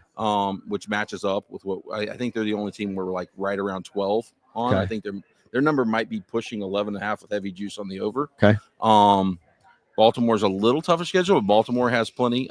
Philly has some good matchups. Philly and Chiefs are right behind those, so those are the top 4. Okay. And where are the Broncos? Kind of a gap. Broncos are kind of right at the top of that tier, probably about 7. Okay. I'm going off the top of my head. Yeah, that's fine. But there's a large tier, and I would personally put them at the top of that tier, especially with the Chargers' offensive line injury. Yep. Maybe about where the Packers are. Okay. Broncos and Packers kind of in that tier behind the Lions. Is there any possibility in your mind that the Chiefs do not win the West? Well, there's always a possibility. And the Broncos win the Mahomes West. could get hurt, right? What about the Chargers? Oh. Are you completely ruling them out? Not ruling them out. That offensive line kind of worries me now with the injuries. Yeah. I like the run game. Their defense concerns me. I think the division concerns me. Yeah. And the Broncos' schedule is much easier. So I think the Broncos have an easy path to double-digit wins. I like the win total over on the Broncos. We have a guy, Derek Brown, D-Bro from Fantasy Pros, who came on the show, said 13-4 for the Broncos. And I was like, whoa, okay, this is – so I know people who are very, very high on this Broncos team with Sean Payton and Bo Nix. But, I mean, the Chiefs – there's no way they missed the playoffs, right? It would take a Mahomes injury. It really would. I'm a Chiefs fan. Okay. I flew in from KC. Okay. So I watched this game. I mean, the Broncos were a tough matchup for them last year. I mean, they should have won that game that they had the field goal debacle at the end. They had, and then they beat the Chiefs. But the Chiefs were so lucky last year with so many breaks. I mean, they won every. If you go by baseball regression, right? Yeah. You guys are numbers, and you guys do that. If you look at the number of breaks that they got, if those breaks go against them this season, if it reverts the other way, they're going to have a tough time. Yeah, I mean, the Denver game, The Baltimore's toe. Ravens likely game. But there were a lot of other games where that's what Mahomes does. But the block Panthers field tie goal. it up, and I just go down and get a field goal. I know, but the right? block field goal Yeah, game. I yeah. mean, like, look how many things that wonky things. So I mean, Mahomes is going to win more than half of the close games. That's Okay. just who he is. Correct. Right? Yeah, I agree. But they did definitely outperform on some lucky games that even were beyond that last year.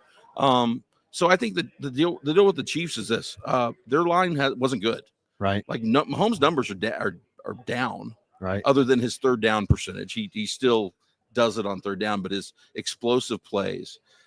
If the relationship with Worthy improves and if the left tackle position solidifies, okay. with Simmons, you should see that offense improve. Now, can Denver also match that? Because the Chiefs, quite frankly, have not been good on offense for 2 years and Right. somehow have done it. Right. Defensively. So if that offense can even get halfway to what he was in 19 through 22, I mean, they can bounce back too. So, yeah, I think it would take a Mahomes injury or massive offensive line. I mean, we don't know the Rice situation, deal. right? If he's out for a substantial amount, that's different. But if he's back, my gosh, Rice and Worthy should be much better than what they've had in recent years. Are you a Gates or are you Oklahoma Joe's? Who are you? What are you? I love probably more. Well, I love Gates, old school. Yeah. I eat at a place. Those are called barbecue joints in Zarda. KC, by Zarda's the way, one for the people audience. know It's about like, what the hell is near Matt talking Ryan.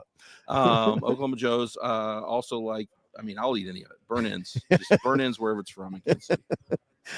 Who do you like this year, Spencer? Where does your eye go from a pick perspective? Okay, from a pick perspective, I was going to throw out some hot takes. I don't know if hot takes are allowed on the show. Of course they are. Okay, yes. all right. They still are. I'm the king of them. I was just making sure. So I don't know if I'm not necessarily like high on this team, but I do believe that they're going to be better than expected, which is not saying a ton because their win total is pretty low. New York Giants. Oh, I mean, you are completely on opposite ends. They have to go up, right? No. They have an excellent D-line. I think the Giants are going to absolutely stabilized suck. Quarterback. All right, you give me your take. I think their schedule is one of the hardest schedules I've seen in recent memory. They're not going to win a game until they play the Saints, and after that, they're going to lose the next 5. Okay, are they going to be more competitive this year? Great. That's great. Yeah. Wins and losses what we're betting on, though. No, I understand They that. may lose 13-10 every game, but they're going to lose a ton of games. They play division games out of the gate, back-to-back divisional games. I think they lose both of those. Then they get into a situation. They have a stretch where they play the Eagles, the Broncos, and the Eagles over a 3-week period. Like their schedule, I get it. Everyone's like, it's a competent quarterback. They're going to play Jackson Dart. They've got neighbors. I think they fire the entire coaching staff by probably maybe Thanksgiving. They're out. Yeah. I think they have 1 or 2 wins by Thanksgiving, and everyone gets blown out with the Giants. Man, I was worried about hot takes on this show. Oh, You just dished out. It's pretty rare for a coach to have the 2 years that the Daboll's had and be back for another one after those 2 seasons. Yep, and draft a young quarterback and have that be the excuse of like, well, you got to give him time because the young quarterback. I am so far down on the Giants this year. I don't think they win. Again, maybe 4 games. All right, let's flip that. Let's stay in the division. The Giants' week 1 opponent, the Commanders. How do you see them this season? Their defense is awful. Yes. So I think everybody is running around talking about how good they're going to be, and they're going to follow up last season by getting to the Super Bowl. I don't see it. I'm actually down on the Commanders. I am too, because I don't think their defense is worth anything. My modeling, I do some modeling. Sure. Geek talk. Yep. Similar teams. Welcome They here. are a major regression candidate. Yep. Offensive age. I mean, besides Jaden Daniels, this Correct. is an old offense. The defense, as you mentioned. Yeah. And they caught a lot of teams playing backup quarterbacks last year. So I mean, they were great in the playoffs. Yeah. It is a regression candidate. If I were to put a team that I thought, people are going to be over too high on that team. So if the Cowboys are regressing, and if the Commanders are regressing, and I hate the Giants, what's our group thought on the Cowboys? I don't know what to think. I think they're going to win. I think they might win the division. Really? They're going to challenge Philly. I think they're going to challenge Philly. A fun fantasy team. Only because nobody ever wins that division in back-to-back years. It's been over 20 years since someone's gone back-to-back. And talk about regression candidates. The Eagles are regression candidates because all their injury luck last year was positive. They didn't have any serious injuries, and they ran Saquon into the ground. Jalen Hurts didn't get hurt. I think the Eagles could be dealing with injuries this year, and that could open it up for the Cowboys. I think it's possible. I mean, obviously they got to resolve the defensive stuff, but they are going to be a fun with a healthy Dak. And They're going to score a ton of They're going to points. score points and they're going to throw a lot. Yeah. Because the running backs are not going to garner give me 20 touches. No. And I don't know how good of a coach Schottenheimer is going to be, but I think he's just going to want to score points. It's going to be fun. It's going to be interesting to see Pickens in an offense where he's not the lead guy, but he's kind of like got CeeDee Lamb on the other side and has a better quarterback. That'll be an interesting one. In general, teams like Dallas, quarterback was out the year before, missed half the season, have been great overplays. Typically in recent history. Another one that I kind of like, but it's high variance. Jacksonville, same reason, new coach, quarterback that had been injured, drafts another hot young receiver to go with Brian Thomas last year. Could be the type of team that can put up points if Lawrence bad division meshes with the new coach. Do we like the Colts in that division? It's so hard to. Daniel Jones, yeah, man. Especially with that latest move. I mean, Anthony Richardson is not the answer either, but I can't believe that the anger that I actually like the Daniel Jones decision. I actually think it's a win now decision. I think it's an opportunity to go. I just don't think he's very good though. So fine, I but think your upside's capped. I mean, fine, but you're going to run the ball. You're going to play defense if you can. You're in a division that I'm not in love with anyone. I mean, the Texans. Are you guys high on the Texans to win the division? Not the Colts? That offense was surprisingly, I mean, the line was bad last year. Yeah, it was horrible. So Stroud regressed statistically because of that. Can they bounce back there? The defense is good enough. I mean, so yeah, the Texans should, but like I said, I like the Jags as like a who knows.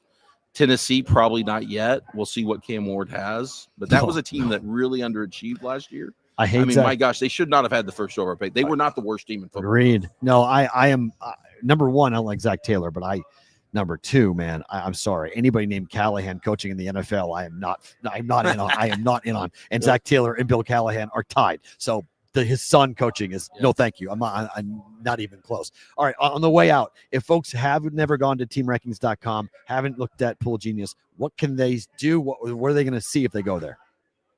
Yeah, we have a free trial if you go there now. Okay. We got the QR code down there, and if you go to the site, you'll see a free trial pop up. Check it out for week one. You can go around and use the tools. Yeah, give it a spin. You'll see all that stuff. Pick 'em pools, like I said, Survivor. Check it out. Yeah, we really beefed up our Survivor products. So go to poolgenius.com. Check it out. Just click the free trial button. It's right there, front and center. You can see all these things we're talking about, the public pick data, the future value. We have future value calculations on all the teams. We have EV, like he said, you can put in your pool size and all the rules, everything like that. If you have double picks, whatnot, it'll actually spit out what's an EV pick based on your pool, based on what the public is picking. So it's a pretty cool model. Obviously, I'm biased, but I love our tools. It's completely free for week one. So just try it out if you're in a Survivor pool. I think that's very, very cool. I will be checking it out. Gentlemen, thank you for coming by. We appreciate it. Good to see both of you. Thank you so much. Yeah, appreciate thanks for having us. Go check it out, guys. Teamrankings.com. I'm serious. People always ask me, like, for my handicapping, like, Matt, where do you go for handicapping? And it's one of the 4 sites I start with for anything. Guys, thank you so much. Appreciate it. Good seeing both of you. I just automatically go ahead and jump in with it and grab Team Rankings. I'll grab other sites as well. But if you're somebody that looks for data, trends, if you're looking for different plays that may be off the beaten path, baseball, it's great. Football, it's really good. But basketball, it's tremendous. I mean, NBA basketball for it is really good. CBW, I like that play a lot. The no on Washington to make the playoffs is plus 160. I like that play. I'm down. I mean, juicy plays out there. This is not a Commander's hat, by the way. This is a oral cancer Sherapan Strong hat, in case you were just joining us on that. So that's what these hats are that we're wearing today. So yeah, right and there. you got the Steelers model that is the Steelers model. Are you a Steelers fan? Do I remember that correctly? Yeah. You are. Yes. Okay. Yes, I sir. always forget. You are. What's the yes to make playoffs on that? Oh God, you're not really saying that, are you, dude?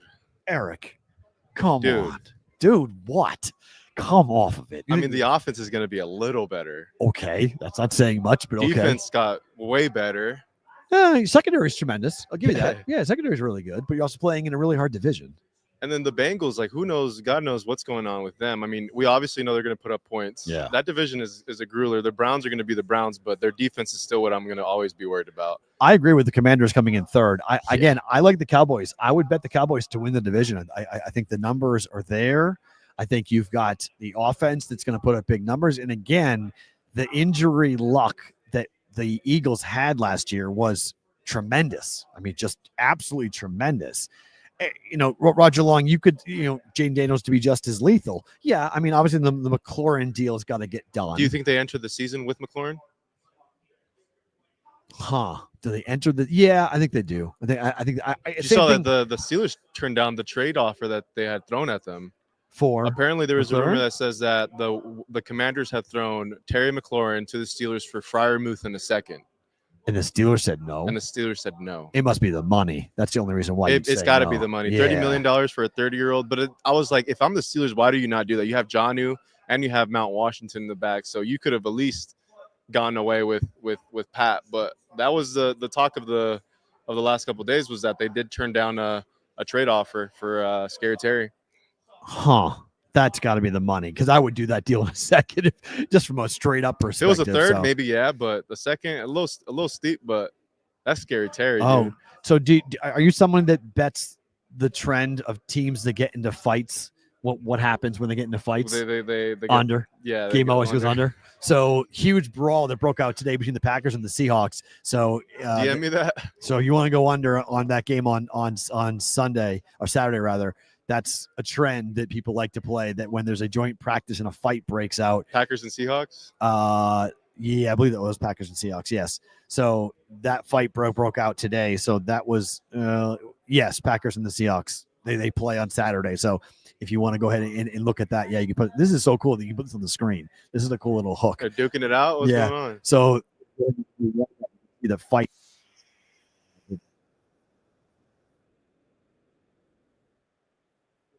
Yes, quite a while. He just kept piling up. Yeah, everyone just sort of went after each other, and nobody stepped in to break it up between the two teams. So if you want to play the under in the game, that's a trend that you can go ahead and jump in on if you would like to do that. We should just go ahead. Sweet Lou, we got it on the hats for that, for Sherapen Strong, and the Packers stink. They don't stink. JPC, I think I get why, but I do agree that with Saquon, there could be a down year for Saquon. I don't think that's a crazy thought. Dude, they ran the hell out of him last year. I mean, you go all in, you play, not just 17 games in the regular season. You stayed healthy. You played the playoffs. You went deep, and then you went on the entire circuit. I heard their O-line's getting banged up too. Isn't Landon Dickerson out for a while? He got hurt. Yep. I think you're going to see injuries left and right for the Eagles. I mean, again, they had such great luck last year with injuries. I think that it regresses this year. And so no one ever wins the division in back-to-back years. It doesn't happen. So, by the way, Jason Anik is here, not John.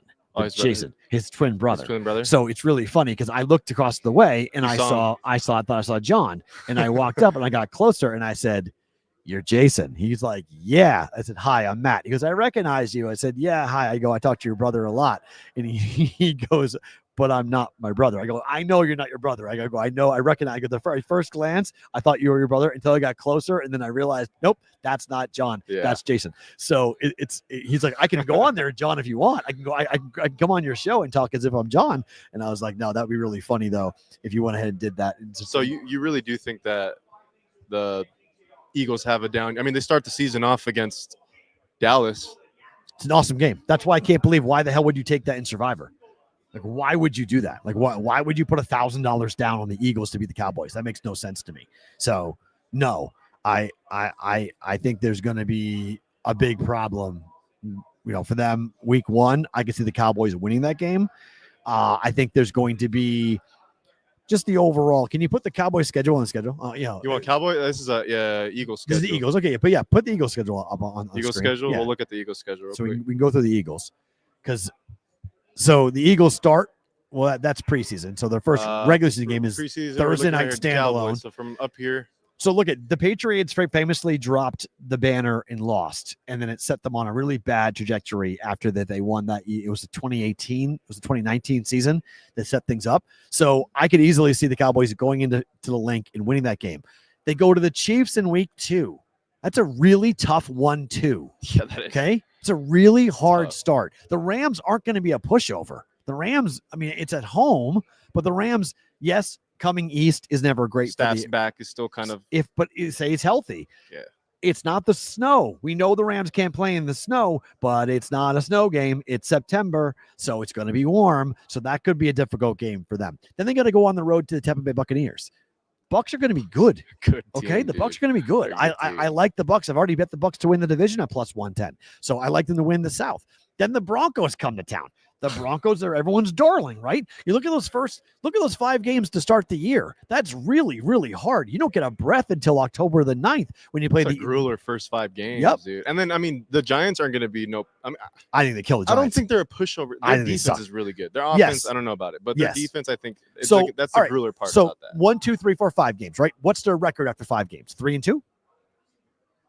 2-3. 2-3. So 2 if they're and 3. if they're 2-3, I think they lose. I think they lose to Dallas. well, if it's 2-3, I feel phenomenal because of what comes up later in the year after the bye for them. So after they play the Broncos, they have the Giants in a 3-game stretch where they play at Minnesota, which I think is a loss, but they'll beat the Giants in those 2 games. Then the bye week comes in November, which is good. But after the bye week, this is the schedule. Okay, when you're the champs, Jeez. this is what happens to you. This You is play tough, at guys. Green Bay on Monday night after the bye. Then the Lions come to town. That's going to be a hell of a game. You play the Bears, which by that point the Bears might Out be to Dallas. competent. Out to Dallas. Detroit, Green Bay, Detroit at Dallas. 3 wins? No. 2, maybe. 1 possible, and you could lose all 3 depending on how you're playing. Then the Bears come to town. You should win that game, but Caleb is coming in, and by that time, the Bears might be okay. Then you got to go games to get going across the country to play the Chargers, to come all the way back to play the Vegas Raiders, at the Commanders, at the Bills, and home for the Commanders in games that the Commanders might need to make the playoffs. Yep. I'm just saying that if the Cowboys now throw the Cowboys schedule up. Now put the Cowboys. So again, this is for the division. Who wins the division? Because I think the Cowboys are live to win the division, and I think you can shop around to see who you want to go ahead and bet to win the division for the NFC East. And again, nobody wins back-to-back NFC East, and the numbers are, at least at FanDuel, you can get the Cowboys at plus 550 to win the division. Okay, it's 5.5 to 1. The Eagles are minus 135. The Commanders are plus 220. All right, So the Eagles. Okay, so here's your schedule for the Dallas Cowboys. Okay, you tell me whose schedule you'd rather have. Cowboys I gotta start the year on September the 4th up against the Cowboys. Sorry, against the Eagles, which is not an easy game. Okay, that is a very difficult start to the year, obviously, playing them on the 4th of September. But they play the Giants in week 2, okay, at home, win. At the Bears early, you think you can go there and win that game because Caleb won't be there and it won't be good enough yet. Packers are at home at least. Okay, that's a tough game, but you're at home. Yeah. At the Jets should be a win. At the Panthers should be a win. Look at the first 5 games for the Dallas Cowboys. And you've got a 3rd place schedule, as CBW points out, 3rd place schedule. Those 5 games, you could go 4-1. That's what not I was gonna say. 4-1. That looks about 4-1 to me. okay. So if you go 4-1 versus 3-2, now you have a 2-game lead already going into these next games. So after you play in those first 5 games, you play the Commanders at the Broncos and the Cardinals at home. Now, 3 obviously, division games, right? 2 Yeah, in that 2 first half that's of the tough. bye season. Yeah, too. that's tough. The bye's on the 9th, Yeah. which isn't bad. You then start in Vegas after the bye. Do you know what this place is going to be? Filled up with Dallas Cowboys fans. That's not going to be a road game It's a per se. home It's going to game, be a baby. home game. I mean, Cowboy fans are going to take my over cousin's this. pulling up. Yeah, you can take over the city. Okay. Then they play the Eagles at home. Okay. Eagles at home are going to be a tough test, obviously. That's not easy. The Chiefs are at home, but you have back-to-back home games. Not bad. At the Lions is difficult. Vikings are at home. The Chargers are at home. And you end the year at Washington and at the Giants. And by this point, they may be out of it. Yep. So, I'm just saying, to win the division, and I'm not saying winning a championship here. I'm talking about winning the division. I think the Cowboys at 5.5 to 1 is great value to win the division in the NFC East. and not the Commanders. I'm not, especially with that trend. What's the trend? Like the 20 NFC years. hasn't had a repeat winner in the 20 past years. 20 years. The Eagles were the last one to do it 20 years ago. So it just doesn't happen. You just don't see teams repeat. So for that reason, you start looking at it and you're like, man, it makes a lot of sense. It's 5.5 to 1. I haven't made the bet yet, but I'm definitely looking at it and I'm close to pulling the trigger on this, going like, I think this is a really big deal. I don't know, man. I've been seeing some training camp footage just because I'm keeping up with George Pickens since giving him up. And I mean, the training camp footage with George Pickens is nuts. With those two, how the guys before us said George Pickens having that dynamic with another, WR1, so he doesn't have to carry the load, is going to be a sight to see. All right, on a completely separate note, which is I love talking about networks and broadcasting. The report just came out that NBC is looking at doing a year-round Sunday night. So football is the most watched. NBC Sunday nights for Sunday Night Football. It's the most watched of all of the.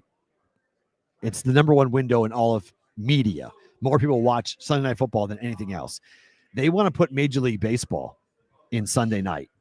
They want to get baseball, and they want to have a standalone Sunday night baseball game, taking it away from ESPN and putting it on NBC for them basically to own Sunday nights year round. It would be crazy if this were to happen for NBC to have this, where they would actually have a year-long lineup, and they have looked at this and pitched it. NBC last aired games in Major League Baseball from 1947 to 1989 with the NBC Game of the Week. This would come back. Wow. Would you watch baseball on Sunday night if it was on NBC versus ESPN? Dude, but Sunday baseball sucks, though. It does. Sunday baseball. At least Sunday night, though, the teams play on Sunday because it's Sunday night and it's prime time. It would be the number one watched. Because right now they have Sunday only as day games, right? No, it's night game on ESPN. So there's night games? Yeah, Okay. Sunday night baseball has always been a thing for ESPN, but it's going away. But going to NBC would be pretty wild if that happened. It's a pretty big power play. Year long? For Sunday night baseball, Sunday night football, Sunday night basketball. So it would be a whole Sunday of just. Well, no, they're thinking about putting the NBA when that window between baseball and football, they're going to put the NBA there. Oh. Okay. And so you have Sunday night basketball because NBC now has basketball back. Yep. So they will have year-round Sunday night with 3 leagues. I don't know, man. All this YouTube TV stuff, the ESPN getting this, Peacock going here, Hulu doing that. I don't even know what's going on. It's tough to follow it. I don't know what's going on. We have to create one of those pin boards where we grab the yarn and just connect all these dots because everything's going all over the place. And there's no one-stop shop anymore. No, there used to be. I mean, but Sunday night basketball, I think, could be huge. A Sunday night basketball game for the NBA, standalone prime time could be absolutely and I think that adds huge. Another dynamic to these games too. I mean, how many times do we have that conversation about the NBA and how just watered down the product has gotten? Yeah, and we need something more. Well, what happened to the magicalness of Christmas weekend when they had the Christmas jerseys out and all that fun stuff? So I don't know, maybe having a Sunday night broadcast coverage of basketball. I mean, look, they're bringing back Round Ball Madness, right? That's what it's called, Round Ball Madness. Well, no, that song. What's his name song? Chat, help me out with the guy with the hair and the theme song. They're bringing that back for the NBA. So they would have that theme already done because we've got the Sunday Night Football theme. It was done by Faith Hill. Round Ball Rock. Thank you. So it was done by Faith Hill, and now it's done by Carrie Underwood. So we had that obviously going on. So now you have Round Ball Rock, John Tesh. That's what I was thinking of. So you have John Tesh and Round Ball Rock. So you need to have a Sunday Night Baseball theme. Someone needs to write that. Oh God, yeah. I've been waiting all day for Sunday night for baseball. No, that's not how people are gonna. They're not gonna get the guy from Breaking Bad to do the commercial though. Please don't. What's his name? Remember they did an MLB TV commercial with They did the Breaking Bad guy. Yeah. What's his dang name? Shoot, you always forget. I know who you're thinking of. Yes. You Why? know what I'm talking about, right? Walter White. The guy that played Walter White. He did a couple commercials for MLB TV. Did he really? Yeah. Oh gosh. Okay. I don't know. Sunday night baseball. It sounds intriguing. Yeah. But basketball. For me. I'm a Cranston, basketball head. yes, Cranston. Yeah, That's John it. Cranston. No, Brian. Brian Cranston. Brian Cranston. Brian Cranston. I think that's it. I think that's right. Sunday night baseball. Brian I'm Cranston. for it. Basketball even more. I'm a hoop head. So I think it's a great idea. I just think it's such a unique thing that NBC is going so heavily into sports again, and now. I mean, I'm okay with it because your point is exactly right. There are too many platforms to go and find these games right now, man. And that's killing sports. It's pissing people off, and I understand that it's the last live thing we will watch. No one else will watch anything else live. Everything else is recorded. Even this show, more people are watching this show recorded than they do watch it live. So, and they listen to what recorded and then they do live. So that I understand that point of why people are so intrigued by everything going on here. But my problem with the whole situation is I look at all the leagues and I say, how much money are you asking your fans to pay to watch your product? Because we used to pay the cable bill. And we saw it all. Now I got to pay 10 different platforms. And it starts, even though the cost might be less than what I was paying my cable provider, it's annoying to have to pay Amazon. Is it really less though? I don't know. I mean, it depends what you have, I guess. I mean, you have the trifecta. I just got the Hulu, bill for the Sunday ticket, and that was $368 or whatever it was. So like, that's you're right. It's a lot. Yeah, but that's a lot just to watch football. That's $368 for that. Then you have obviously my $80 a month that I'm paying for YouTube TV. Then there's the I pay for Prime, I pay for Netflix, I pay for Apple TV. So like I guarantee it, if I sat down, it's approaching the same number of dollars I paid for DirecTV. Like I'm not saving money. I know I'm not. So, and it's more frustrating because DirecTV had it all, everything in one spot. Yeah.